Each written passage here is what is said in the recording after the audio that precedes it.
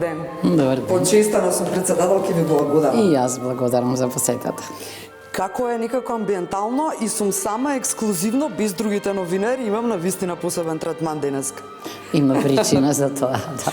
Дали веќе се навикнавте, тоа ми е прво клучно што сакам да ве прашам, дали веќе некако се навикнавте на амбиентот во Вила Водно? Дали веќе си го чувствувате како дома?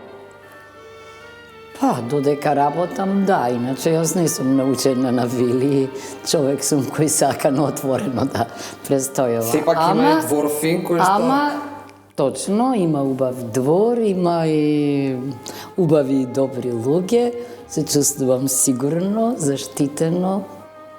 Како дама и жена имам посебно прашање на тема китењето и елката. Дали учествувавте директно во китењето на елката?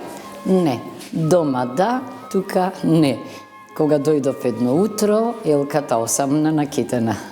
Дали председателке мислите дека боите на елката имаат, не знам, посебно енергетско значење? Внимавате ли на тие варијанти додека китите или додека се посветувате дома? Еве, не мора тука на дома. Секаде внимавам, се разбира. Еве, Имаат ли гледате врска дека боите? сум во хармонија со новогодишните бои и со елката, зошто да не? Што ве недостига што би си преселиле тука од семејната куќа? Топлината, таа е куќа средена по мое.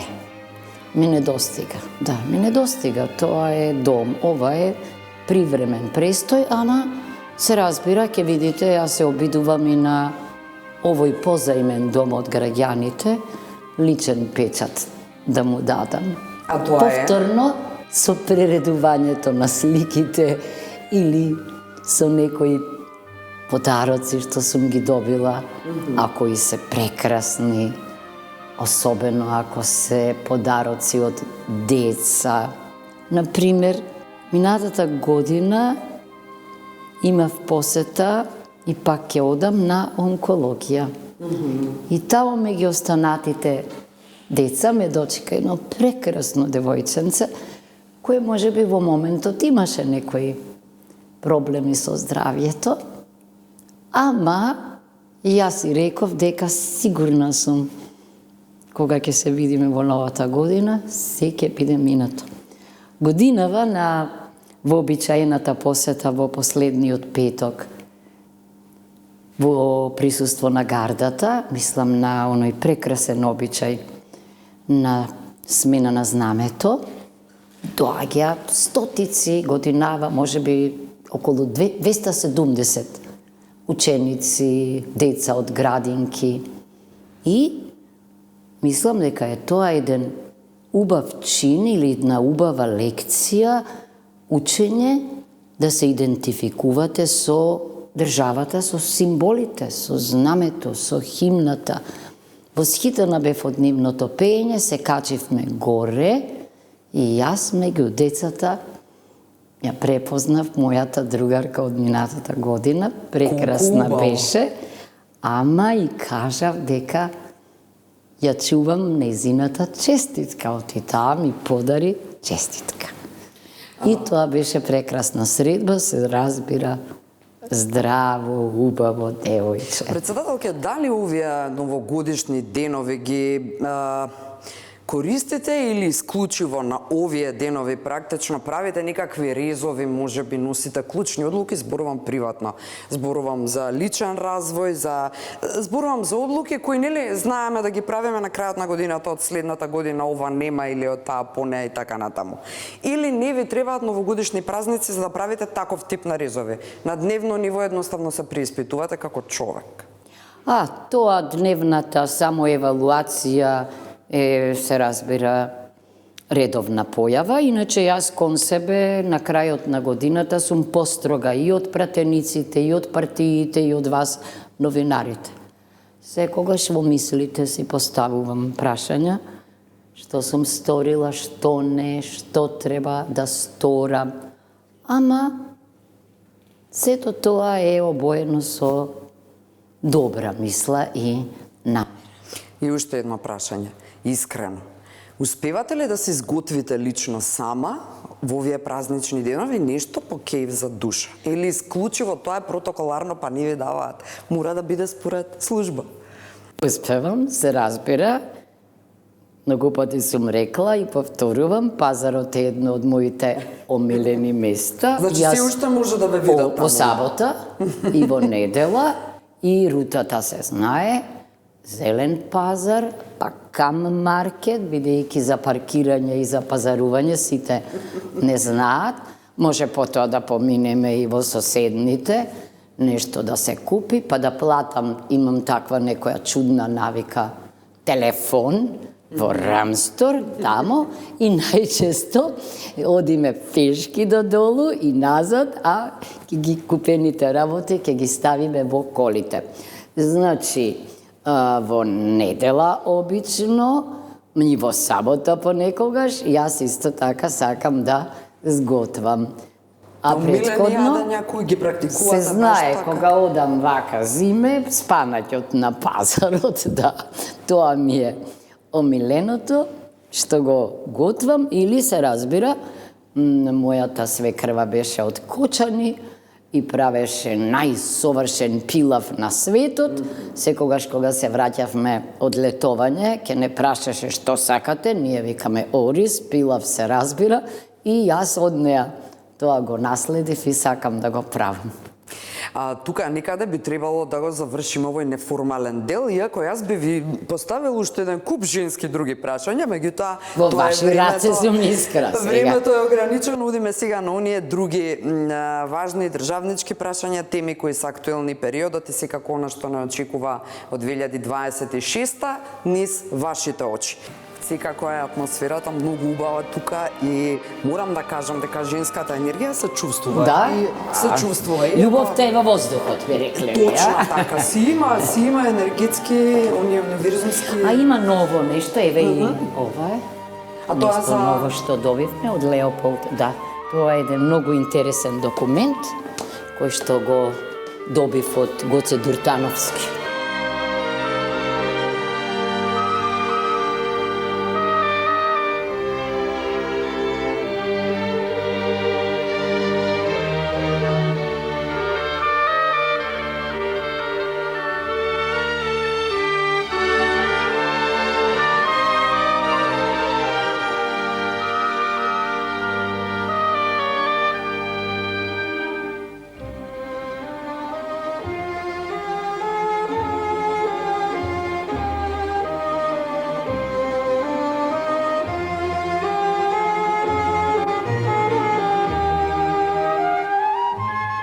Председателке, во неформалниот дел го заокруживме она како лично се преиспитуваат и дали овие новогодишни празници се време за некакви конечни резови. Како институција, председателка на Македонија, што е она што жалите дека не направивте, а можевте изминатата година? Многу тешко прашање. Може би имав намера да побарам од председателот на собранието во 2-3 наврати да се обратам за многу важни прашања. Но, зошто не можев тоа да го направам? Заради изборите.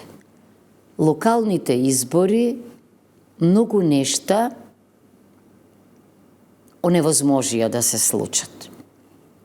Меѓутоа, за во иднина јас сакам да кажам дека не би требало ние такво значење да им даваме на локалните избори, какво што тие немаат. Најчесто во другите држави работата во парламентот си тече како претходно, не се одлагаат настаните, но едно е како е во другите држави и кога јас се думав, на што мислев пред се, мислев на тоа дека во ваква остра поделба се разбира дека и моите зборови можеа да бидат употребени, злоупотребени, коментирани. Тоа беше нешто што е важно. Слична дилема имав и со животната средина, да бидам искрена, во една прилика. меѓутоа се одлучив на снимање еден видеоспот во дворот, заедно со генералка Викенд, двајцата представници, и со обидот сама, одејки една недела, чинам, или сабота беше недела, мислам, нели, кај аквадуктот на едно темелно чистење на теренот, да покажам дека понекогаш ваквиот пример, in medias res, е можеби поважен од ошто протестите. Понатаму исто така, веројатно се сеќавате на Народната канцеларија, тоа е еден институт на колегата Ѓорѓе Иванов во центарот на Скопје, еден институт кој што е најафирмиран во Соединетите Американски држави, и вистина, она што го прават граѓаните тука, представки поднесуваат, а вилата е водна е далеко од многу граѓани, оние кои се на пазар или оние кои го познаваат центарот, меѓутоа далеко е овој објект, би можеле да се обратат, но таму имаше друго прашање, имаше склучен меморандум, требаше просторот да се досреди и така натаму. Како ние најдовме една алтернатива, решивме, ако не можат да дојдат граѓаните кај нас, и ако ние постапуваме по представките, имаме специјално оделение за тоа, ние ќе одиме кај нив, и јас тоа ќе го продолжам во следната година, да ги посетиме сите општини. Во нив има и нешта што се убави, инспиративни, ама има и тешки проблеми, но мислам дека местото на председателот е меѓу граѓаните. Преку дела, а не во форма на зборови. Лично да се така чујат проблемите и ако може да се влијае на нив. На тема трагедијата во Кочани, која за жал остави црн белег во оваа 25-та, ќе речете: со овој судски процес ќе се види дали судството ќе ја стекне или трајно ќе ја изгуби довербата кај граѓаните.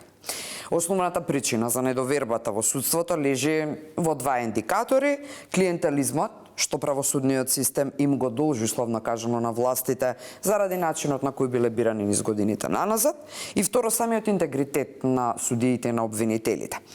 Верувате ли, председателки, зошто дека сега правосудниот систем би се поставил над ситуацијата, условно кажано, и објективно и правично ќе ја процесуира целата разрешница на оваа трагедија до самиот крај? Прво, во годишниот извештај една од поентите беше токму на правосудството.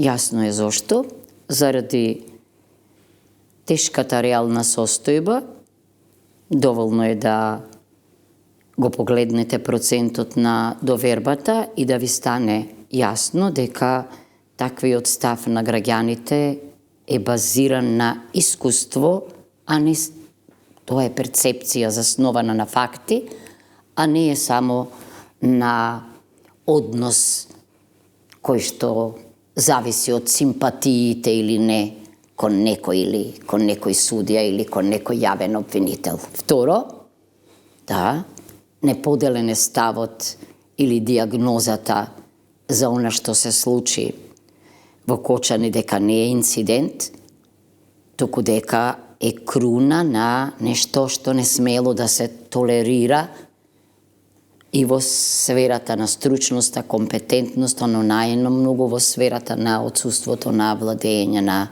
правото. Или тоа станало систем. Ненормалното станало нормално и тогаш само требало искра една мала за таа грда реалност да резултира со погубни последици. Најважното во Копенхашките критериуми е владењето на правото и кое е неразделно од слободите и правата на човекот и граѓанинот.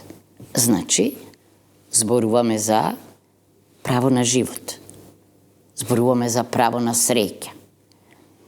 Зборуваме за нешта што доколку навреме биле осознаени и лекувани, ако сакате, немало да дојде до ваквите последици. Најважни се реформите. Реформите во правосудството.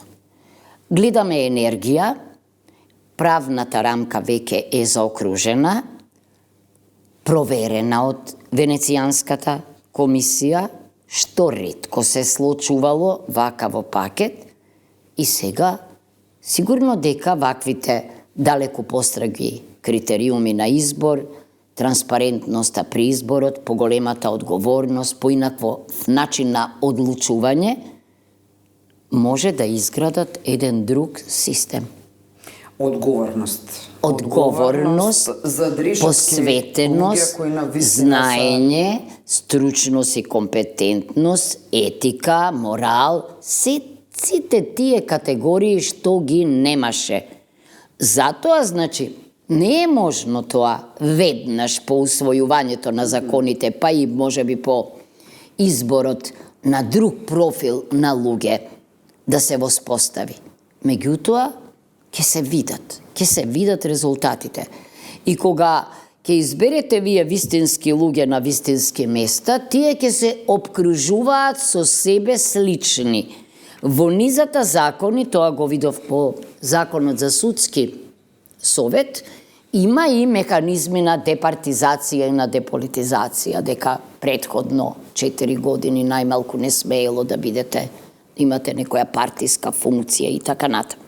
Да не зборувам и за други закони кои се во врска со сево ова, да речеме реформите во администрацијата, каде што гледаме зошто се одлагала со децении, се одлагало донесувањето на Законот за висока управна служба, бидејќи таму треба да се најстроги критериумите. Гледаме дека сега ќе има механизми, а мора да има и, ако сакате, поинакво конституирање на сиве овие тела, бидејќи ако за управни одбори велиме дека не треба да се бираат како досега, туку врз основа на конкурс, тогаш предпоставувам дека не е многу пријатно ако немате зад себе сиви, ако немате зад себе резултати, па кога јавно ќе бидат објавени податоците или кога расправата ќе се одвива пред сите, ако во телата учествуваат не само членовите на комисијата, туку и представници на фелата специфична. Тоа веќе создава гаранција за промена на системот, темелна промена на системот, се разбира тука е и Европската Унија, бидејќи не само со годишните извештаи, туку и со механизмите врзани за планот за раст, механизмите врзани за реформската агенда и така натаму, исто така ќе вршат притисок. Да резимираме, вие сте практично оптимист, иако сето ова, кое што вака го образложивте темелно, имајќи ја предвид системската проблематика во државава, ќе потрае и брзи резултати нема да можеме да видиме, но како и да е, сте оптимист дека и преку трагедијата, односно судската разрешница, еден ден на трагедијата од Кочани, дека ќе се види едно објективно.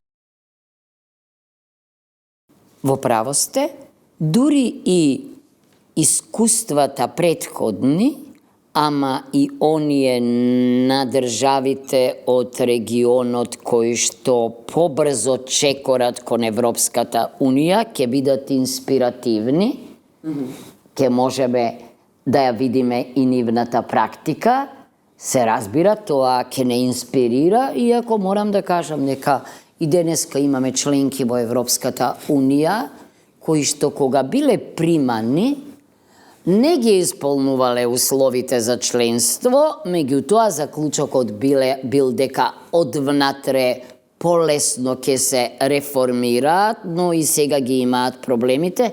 Сакам да кажам дека треба и лична заложба, дека треба и национален консензус околу ова, дека треба департизација и деполитизација. Кај нас, еве, доволно е само да вклучите телевизор и да видите што доминира. Чија е одговорност? Доминира партитократијата, а значи наместо демократијата, партијата е нешто различно од државата. Партиската држава не смее да се толерира. Чија одговорност е? Па на многу причини.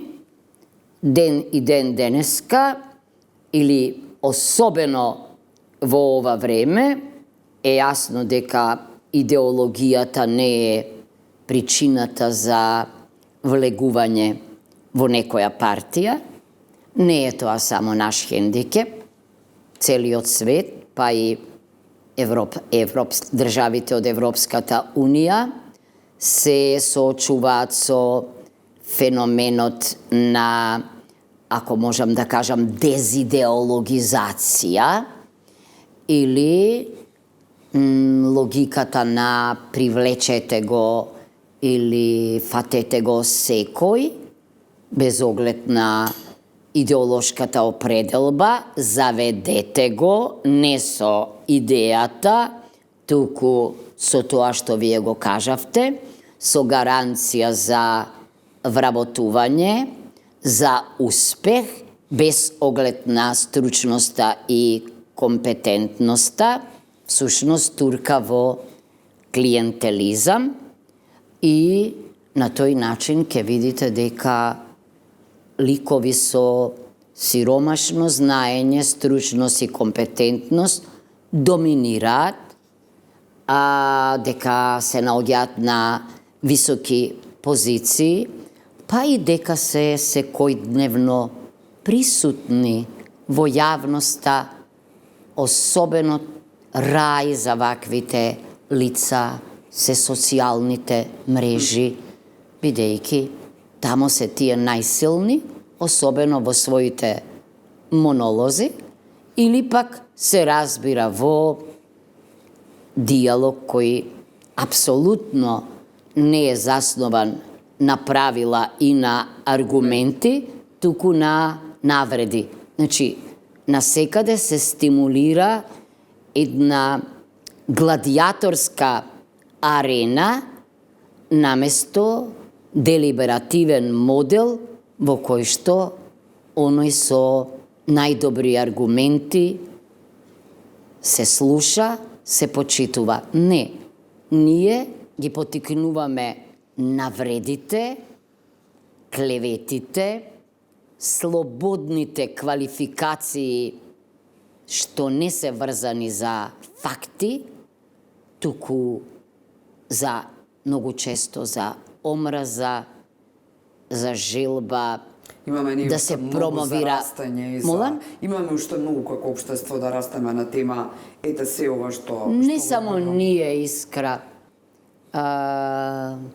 Ова е проблем на светот денеска.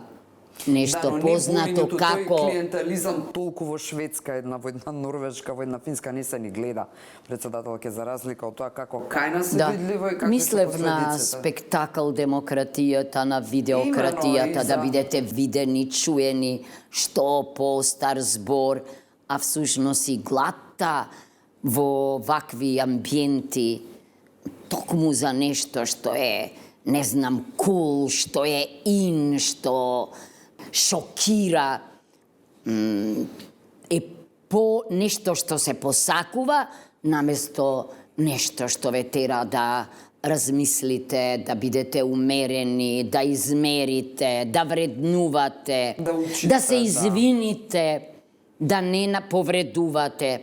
Тоа е нешто што го прави светот многу чуден. Ќе скокаме од тема на тема, бидејќи сепак ова Скокајте. на некој начин овогодишно интервју, па темите се многу и прашањата се различни. Во едно интервју ќе кажете дека треба да се размисли за ограничување на мандатот на градоначалниците на 2 мандати. Да.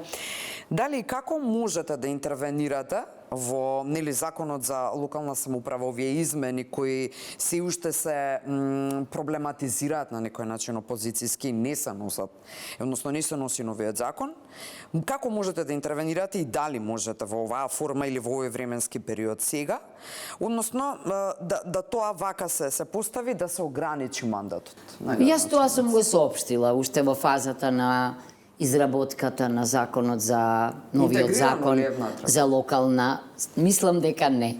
Мислам дека не. За законот за локална самоуправа, бидејќи дојдоа, не знам, дојдоа творците на законот, разговаравме, што им кажав јас. Локалната самоуправа е област што добро ја познавам. До 2024 година јас бев член на групата на независни експерти за Европската повелба. Таа е една од најважните после Венецијанската комисија и сум била во неколку мандати подпредседателка. Што покажува компаративната реалност? Нашиот систем на локална самоуправа може да се вброи во така наречените председателски системи или квази председателски системи заради инокосната извршна власт градоначалникот. Ние немаме локална влада, немаме извршен одбор или немаме извршни одбори и подсетува на еден модел американски совет градоначалник. Меѓутоа во САД, во Канада, во други држави покрај градоначалникот се ангажира редовно и менаџер. Тој треба да овозмеѓу безпрекорно функционирање на службите. Сетите се некогаш, да речеме, кога имало проблеми во Њујорк, кога ќе го видите градоначалникот, па околу него еден менаџер и тимот што се грижи за функционирањето на сите служби во локалната самоуправа. Значи, ако имаме на централно ниво церемонијален шеф на државата, со символични функции, бидејќи ефективната власт е во владата, на локално ниво имаме силни градоначалници. Сега, распределба и ако тоа го поврзете со можноста за неограничен избор на мандати, ви се заканува опасност од рефеудализација.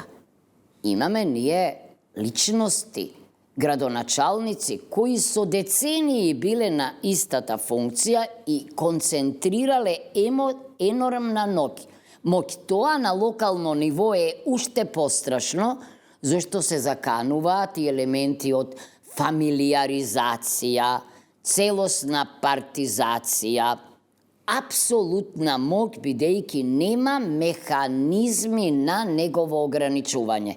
Најлесно е тогаш да ја ограничите власта на најмалку, на најмногу 2 мандати. Како може, значи, сега овде со да законот, интервенирате? многу едноставно, ќе се напише нешто со во многу закони го има, дека директно избраниот градоначалник или мандатот на градоначалникот може да изнесува најмногу 2 пати едно по друго. Инаку, да видиме тогаш како ќе рефлектира ваш по многу европски држави постои и друг начин на избор на градоначалникот од Советот.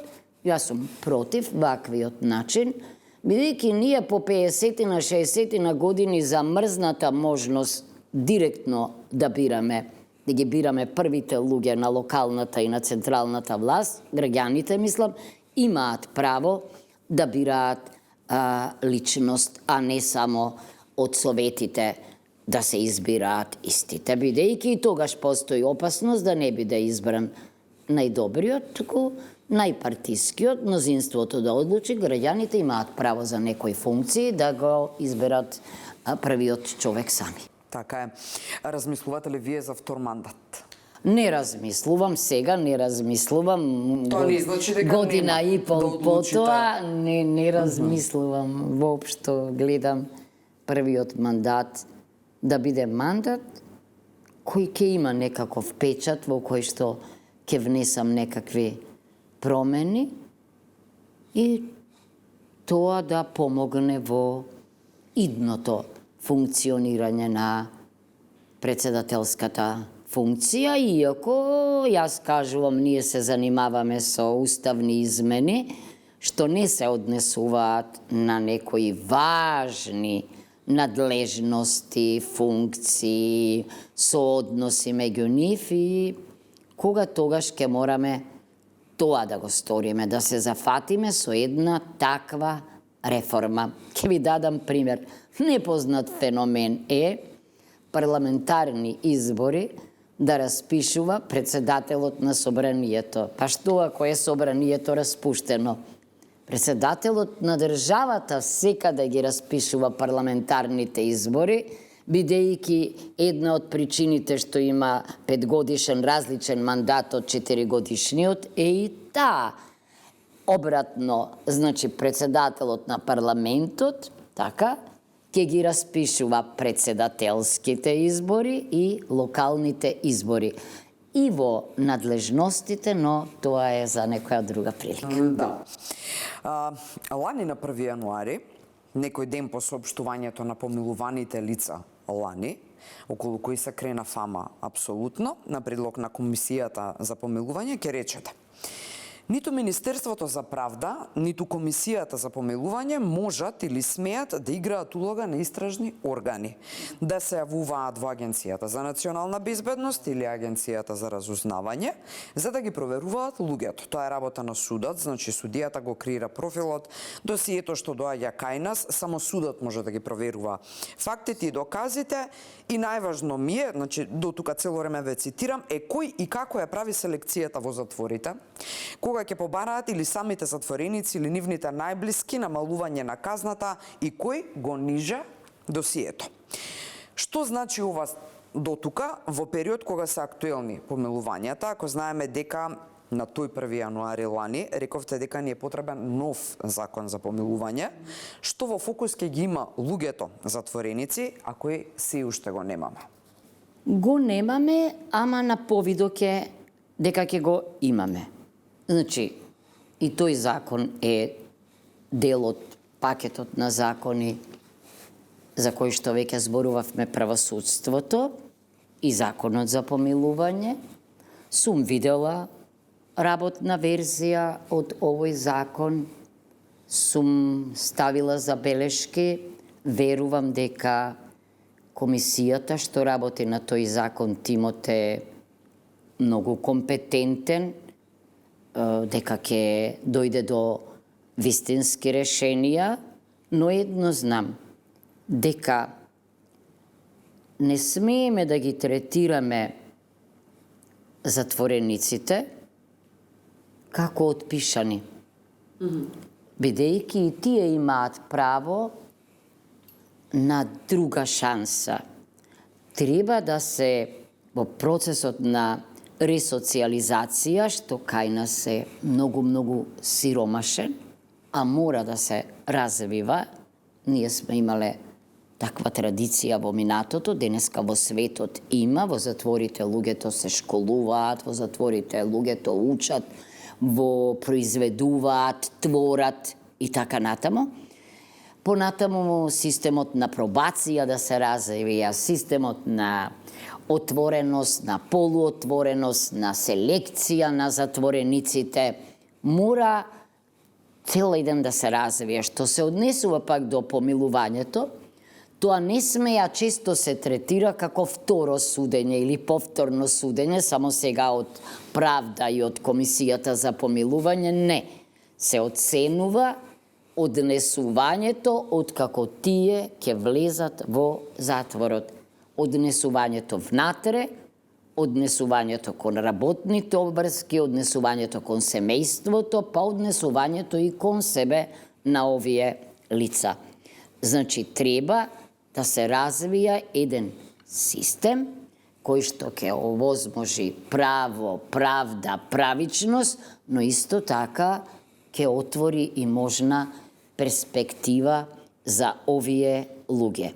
Се надевам дека да, законот на кој што се работи ќе биде заснован, а видов такви решенија на добрите европски практики, но за себе ова што А зошто го до сега кажав, тоа некако не се среди изминатава година, бидејќи вие алармирате? неможно е, веќе има промени, изминатава Зошто не година се доноса законот? има, а законот, не знам, законот е во рамките на Министерството за правда. Јас мислам дека има верзија веќе финална, ама за себе ова што го кажав, треба и амбиент. Има промени, за прв пат имаме судница. Добро, ние сме навикнати Судница да што нема е амбиент кога судница што е во Идризово, што значи и пристапот на луѓето од затворот во судницата е многу покус, побрз. Тоа е добро, треба да се изградат уште такви судници, но најважното е навистина, знам дека за тоа има и средства одобрено. Тема Бугарија, односно евроинтегративниот пакт, проблемот кој го имаме со нашиот источен сосед, во еден од вашите јавни настапи ќе речете дека очекувате некаков предлог излезно решение од Емануел Макрон, францускиот претседател, за чиј советник се верува дека автор практично на францускиот предлог. Што значи ова? Имате некаква комуникација на ова ниво со европски лидери, со него можеби? Можеме ли да очекуваме предлог за одблокирање? Не можам јас одма да кажам, меѓутоа сум имала комуникација со сите релевантни политичари, председатели, премиери, сум им го објаснила ова прашање не само од политички агол, туку и од научен агол. Мислам дека ме разбрале, но да разберете некого не значи дека и ќе постапите по тоа. Сакам да кажам и јас, но и министерот за надворешни и премиерот сме манифестирале проактивен однос.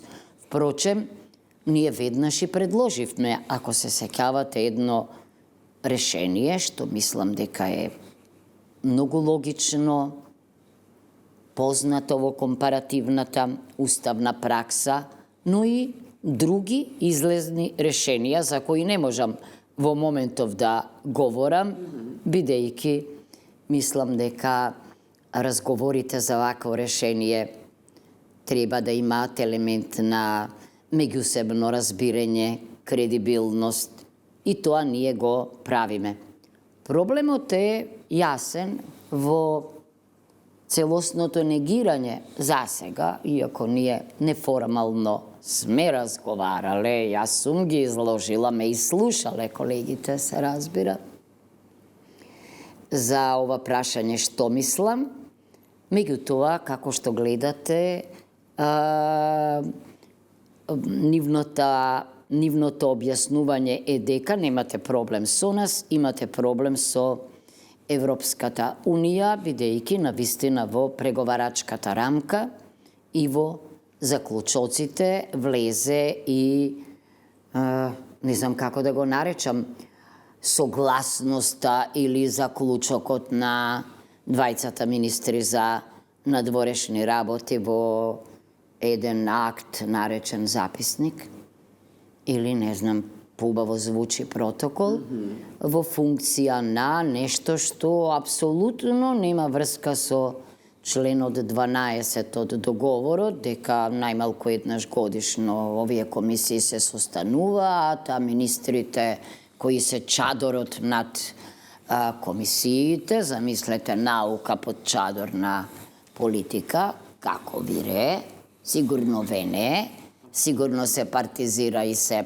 политизира. По сите условија меѓутоа, мислам дека и е преседан секој. Од записникот некој направил пара или квази амандман како составен дел на договор, па дури и го вградил во преговарачката рамка и во заклучоците, што е непознат и невиден правен, па иако сакате политички феномен, односно акт.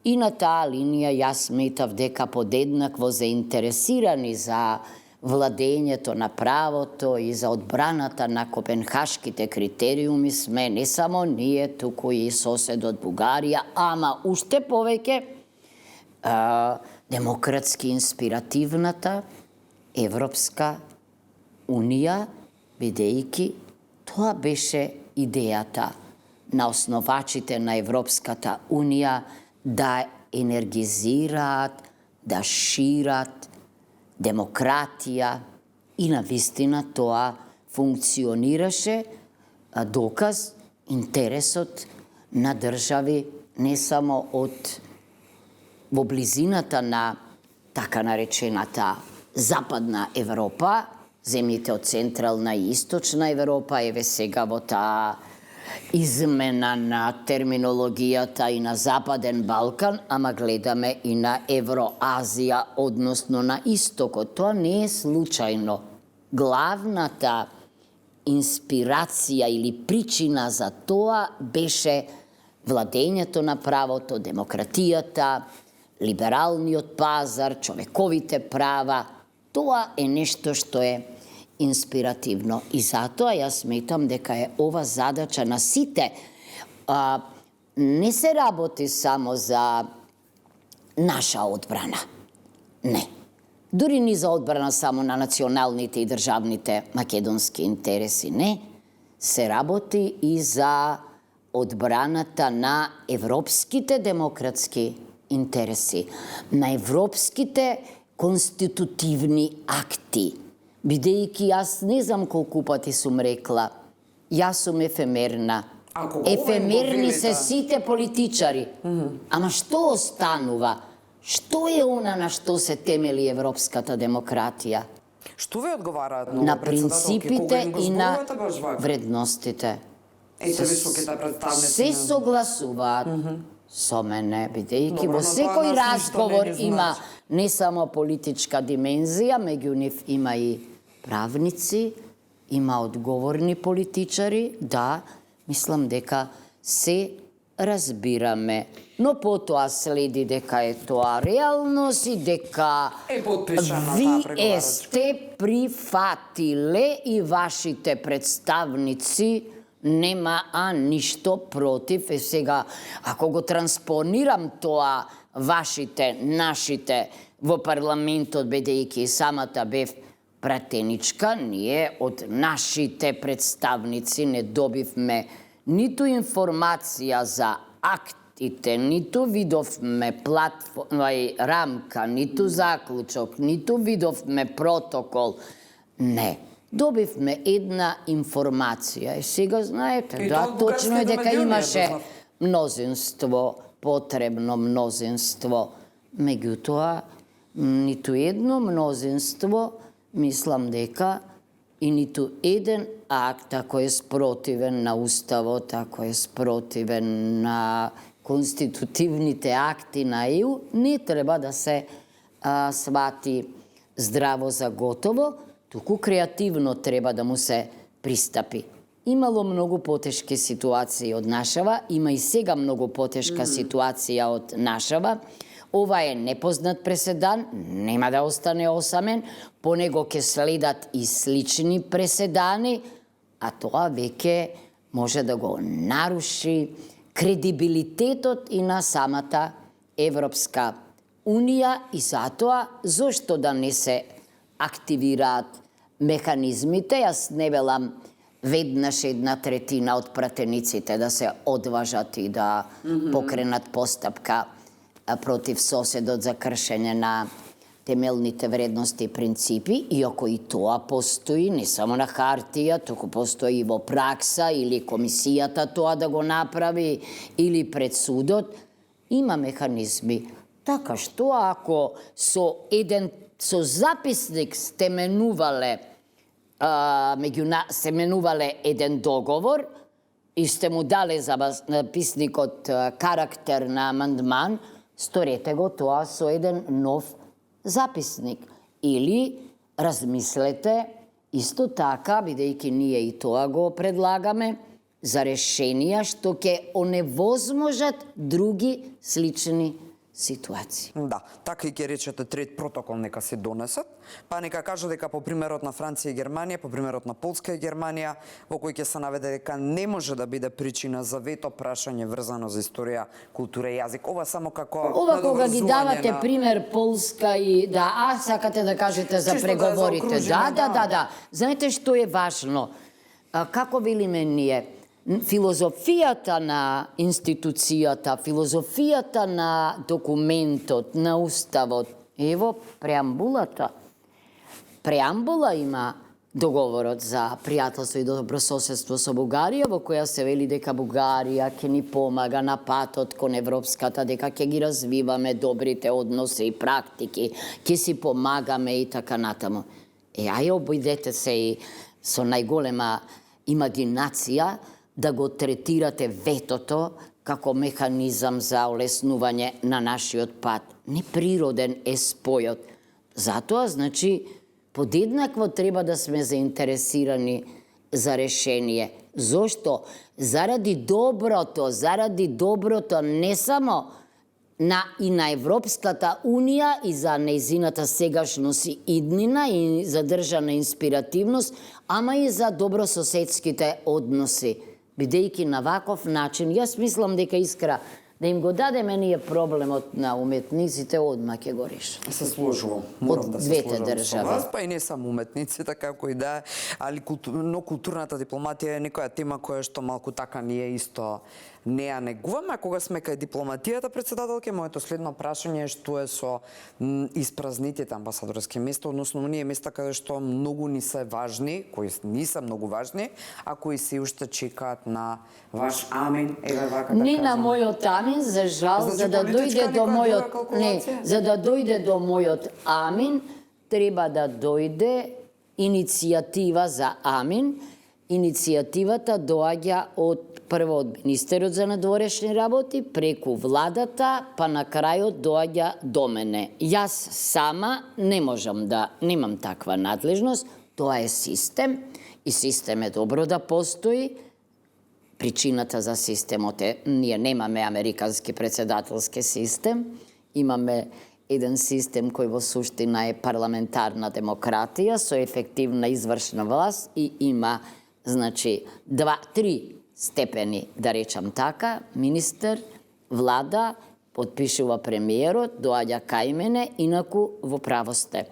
Мислам дека јас добив една листа, преглед прво на тоа, каде имаме амбасадори, каде немаме амбасадори, каде имаме од кариера, каде може понекогаш да се постават и други лица, ама кои исто имаат ореол на докажан на знаење, на стручност и компетентност во таа област, бидејќи не е и тоа непознат феномен и јас очекувам, еве, почетокот веќе на новата година да стартуваме со ова.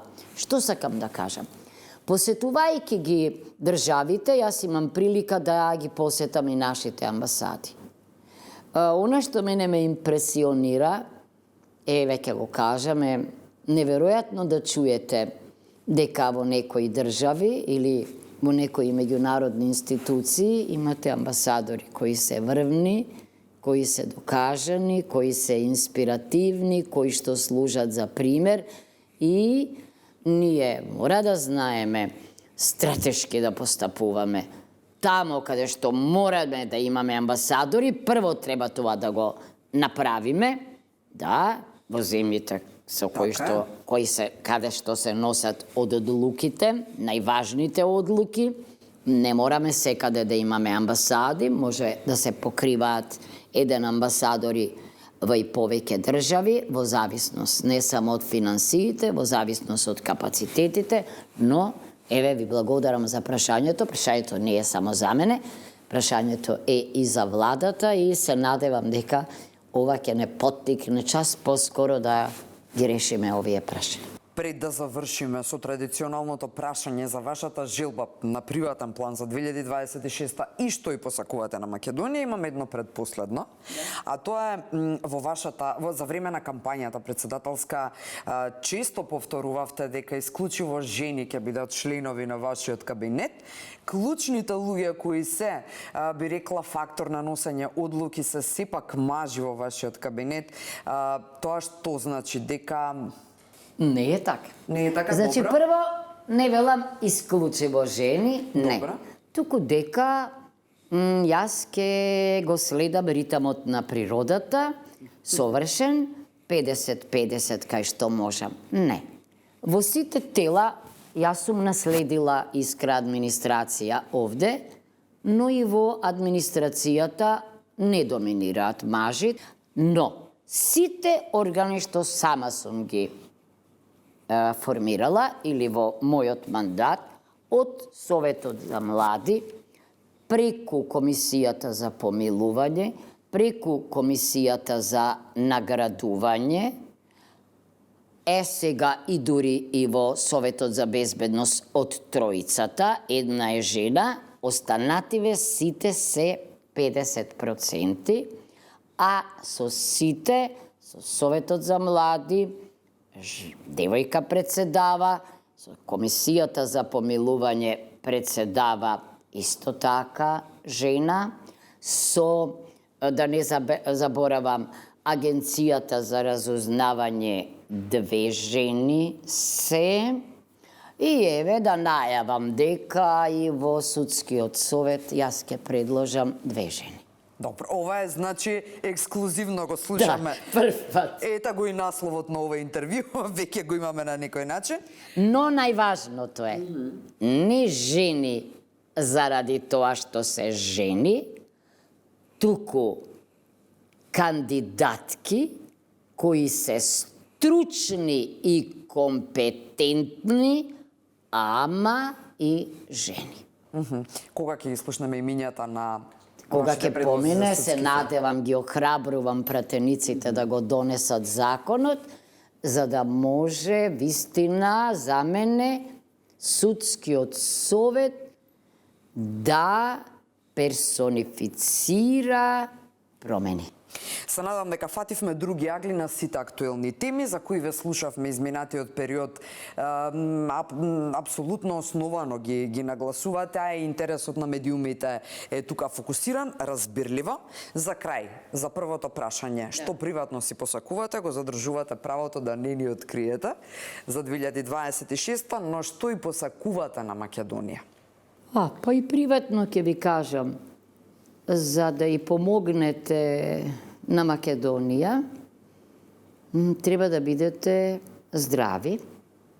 Јас се надевам дека здравието ќе продолжи да ме служи, дека енергијата која што ми извира од луѓето, особено кога се задоволни, да бидам искрена, многу ме допре еден на Facebook статус, како се викаше момчето, на Христијан, на Христијан Деновиве, кој што е во Советот за млади. Добро. Еден луциден млад човек. Добив желба да го запознам повеќе, многу ме допре, тоа е важното. Бидејќи, ако ме прашавте во друг статус, кога не бев председателка, надолго и на широко ќе ви говорев за личните очекувања, за семејството, за желбата, оние кои ги сакате да бидат и поздрави и посреќни од вас, оти ние мајките особено го живееме и животот на децата, и тоа не е ништо чудно, но како председателка посакувам, убаво рече, многу ми бенди се и ми израдува дента, и вчера го кажав тоа председателот на собранието Гаши, да блесне, рече Македонија. Еве да светне.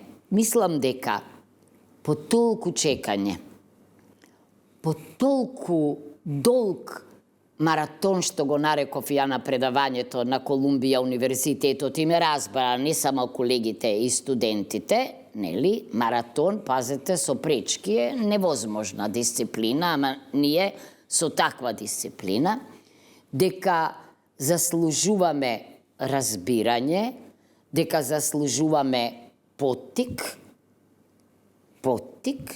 дека заслужуваме да не бидеме секогаш нестандардно третирани, туку да бидеме како другите почитувани, да добиеме шанса вистинска, да докажеме дека сме решени, спремни и желни да чекориме низ светот на